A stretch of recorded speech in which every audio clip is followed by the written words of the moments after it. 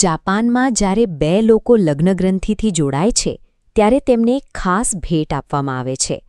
આ ભેટ Venus flower basket તરીકે ઓળખાય છે. તેની અંદર નર અને માદા ઝીંગાની એક જોડી આજીવન કાયમી વસવાટ કરે છે.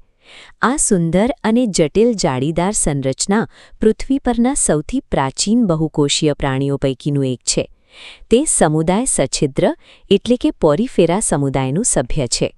મોટાભાગની વાદળીઓ અસમમિતીય હોય છે અને તેમના શરીરમાં મગજ, હૃદય, ફેફસાં કે પાચનતંત્ર જેવા કોઈપણ અંગો હોતા નથી.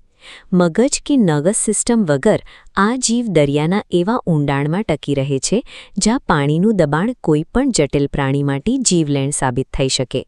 અવયવોની ગેરહાજરીમાં આ જીવનું પૂરું અસ્તિત્વ એક સતત ચાલતા જલવહન કે નલિકા તંત્ર પર આધારિત છે. વાદળીની દિવાલમાં રહેલા અસંખ્ય નાના છિદ્રો ઓસ્ટિયા દ્વારા સમુદ્રનું પાણી સતત અંદર ખેંચાય છે. આ પાણી મધ્યમાં આવેલી વિશાળ જગ્યા સ્પોન્જોસીલમાં જમા થાય છે અને ત્યારબાદ ઉપરના મોટા છિદ્ર આસ્યક દ્વારા બહાર ફેંકાય છે. પાણીનો આ સતત પ્રવાહ જ ખોરાક પકડવામાં, શ્વસન વાયુઓની આપ-લે કરવામાં અને નકામા કચરાનો નિકાલ કરવામાં એકસાથે મદદરૂપ થાય છે. આ નલિકા તંત્રની દિવાલો પર ખાસ પ્રકારના કોલર કોષો છોઆનોસાઇટ્સ આવેલા હોય છે. આ કોષો પાણીમાંથી ખોરાકના કણો પકડીને સીધું જ અંતઃકોશીય પાચન કરે છે. અહીં પ્રાણીના શરીરનો ભૌતિક આકાર અને તેનું પ્લમ્બિંગ જ તેની સંપૂર્ણ લાઇફ સપોર્ટ સિસ્ટમ તરીકે કામ કરે છે. છિદ્રાળું અને પોલું શરીર હોવા છતાં આ પ્રાણીઓ દરિયાના પ્રચંડ દબાણ હેઠળ કચડાઈ જતા નથી. તેનું રહસ્ય તેમના અંતઃકંકાલમાં છે, જે સ્પોન્જિનના રેસાઓ કે કંકાલો સ્પિક્યુલ્સનું બનેલું હોય છે અને શરીરને જરૂરી મજબૂતાઈ આપે છે.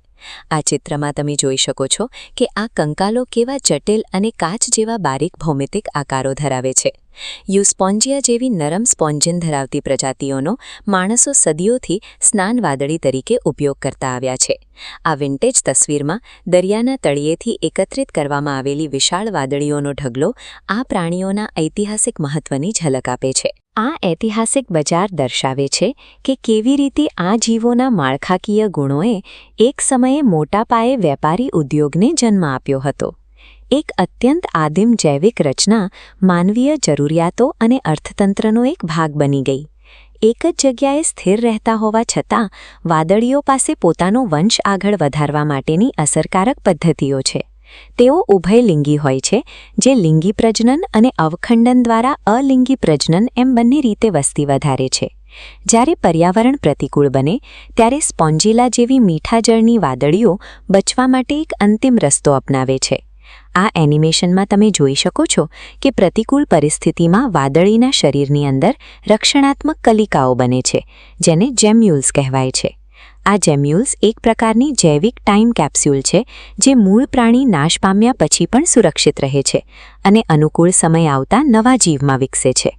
દરિયાના ઊંડાણની વીનસ ફ્લાવર બાસ્કેટ હોય કે નદીની વાદળી, તેમનું અસ્તિત્વ સાબિત કરે છે કે લાખો વર્ષો સુધી ટકી રહેવા માટે જટિલ અંગોની જરૂર નથી. ઘણીવાર આ મિનિમલિસ્ટ ઇજનેરી જ પૂરતી હોય છે.